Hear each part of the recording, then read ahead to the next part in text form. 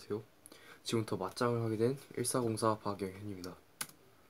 먼저 목차는 다음과 같습니다. 첫 번째, 여러 가지 역학이 필요한 이유. 둘째, 병진운동의 역학과 다른 역학들의 공통점과 차이점. 셋째, 여러 가지 역학. 그리고 마지막으로 다양한 질문들입니다.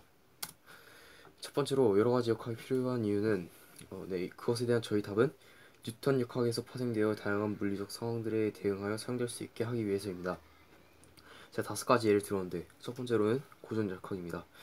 물체에 작용하는 힘과 운동의 관계를 설명한 물리학이고, 양자역학은 작은 크기를 갖는 개의 현상을 연구하는 물리학이며, 열역학은 에너지, 열, 일, 엔트로피의 과정과 자발성을 다루는 물리학이고, 그리고 유체역학은 움직이는 유체를 다루는 물리학, 그리고 마지막으로 정역학은 정적 평형 상태에 있는 개를 다루는 물리학입니다.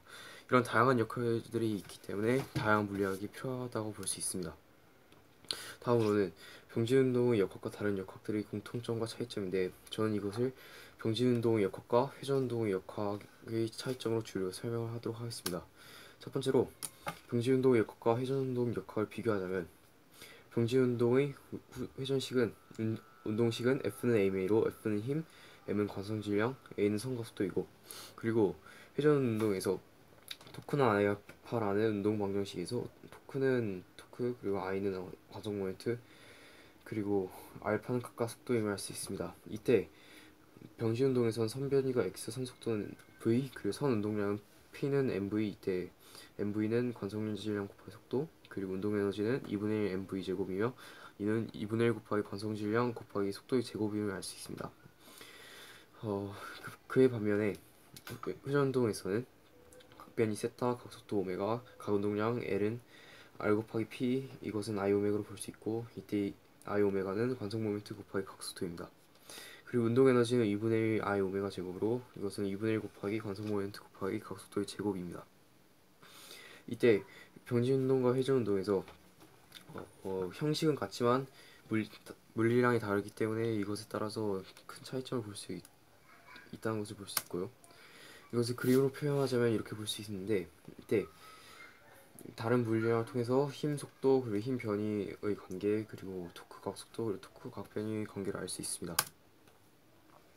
병진운동의 역학과 다른 역학들, 즉 회전 운동에 대한 역학이 아니라 아예 다른 역학들에 대한 비교를 해보자면, 첫 번째로 적용 조건에 대해서, 고전 역학은 분석의 대상이 되는 중심 물체들이 제한 주변 환경들의 조건을 제한하지만, 이에 비해서 다른 역학들은 고전 역학과는 다르게 다양한 상황에서도 적용할 수 있게 발전하였습니다. 그리고 물리량에 대해서는 고전 역학은 질량, 속도, 가속도, 힘 등의 물리량을 이용하지만, 이에 반해 다른 역학들은 고전 역학에서부터 파생되었지만 다양한 물리량들이 존재합니다. 압력 등과 같은 것 말입니다. 이때 기술 방식은 역학들마다 서로 다른 기술 방식, 즉 물리량과 적용 조건에 따라서 다양한 천차만별의 기상 방식이 있을 수 있고, 그 체계 또한 역학마다 다른 독특한 체계를 지녔음을 알 수 있습니다. 다른 여러 가지 역학인데, 저는 다음과 같은 5가지를 주요적으로 설명해 보도록 하겠습니다. 첫 번째로 고전역학입니다. 고전역학은 물체적인 힘과 운동의 관계를 설명한 물리학인데, 뉴턴의 운동 법칙을 만든 뉴턴의 이름을 따 뉴턴역학이라고 부르기도 합니다. 고전역학은 다시 크게 두 분야로 나뉘는데, 첫 번째는 힘의 균형을 이루어 움직이지 않는 물체들을 다루는 정역학이며, 다른 하나는 운동하는 물체를 다루는 동역학입니다. 다음은 정역학에 대해서, 그 물리학 즉 고전역학의 한 갈래로 정적 평형 상태에 있는 개를 다루는 분야입니다. 즉 이러한 상태에서는 하위 개들의 상대적 위치가 시간에 따라 변화하지 않으며 구성 물질과 구조가 외부력에 적용하여서 정지 상태에 있게 됩니다. 이때 정적 평형 상태에서 개는 정지하여 있거나 그 질량 중심이 일정한 속도로 움직이는 가정하에서 정역학을 사용하게 됩니다. 다음은 유체역학인데, 유체동역학은 유체역학의 한 분야로 움직이는 유체를 다룹니다.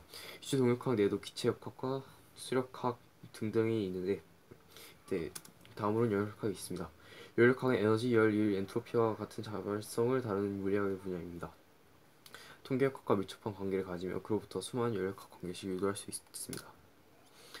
마지막으로 양자역학인데, 양자역학은 분자, 원자, 전자, 소유자와 같이 미시적인 개의 현상을 다루는, 즉 작은 크기를 갖는 개의 현상을 연구하는 물리학의 분야입니다.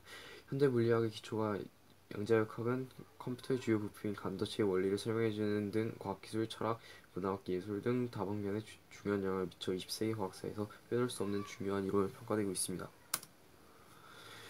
다음은 저희 다양한 질문들 A, B, C 그리고 제 질문에 대해서 설명할 것인데요. 첫 번째로는 원뿔 중간에서 수평방향으로 V 성력으로 던져서 높이 H만큼 내려갔을 때의 속력입니다. 이때 V에 따라서 여러 가지 답들이 유도될 수 있지만 결국엔 타원 운동에 따라서 H만큼 내려가는 과정을 유도할 수 있기 때문에 이때 저는 에너지 보존을 이용하였습니다. 에너지 보존에 따라서 H만큼 내렸을 때 mgH만큼의 위치 에너지 소모에 따라서 그만큼 운동 에너지가 증가하기 때문에 나중 속도인 v 다시를 썼을 때 2분의 1 mv 제곱 플러스 mgh는 2분의 1 mv 다시 제곱이 될 수 있음을 알 수 있고 이때 v 다시는 루트 v 제곱 플러스 2gh입니다. 이미 모형 물체에 관한 아르키메데스 정리가 성립한다고 확신할 수 있나에 대한 저의 질문 네이고요. 이때 아르키메데스 원리는 어떤 물체의 유체에 넣었을 때 받는 부력의 크기가 물체의 유체에 담긴 부피만큼의 유체에 작용하는 중력의 크기와 같다는 원리이고 이때 이 정의에 따르면 아르키메데스 원리는 이미 물체의 부피 즉 같은 부피의 물체만큼의 힘에 의해 결정되고 모양과 관계되지 않습니다.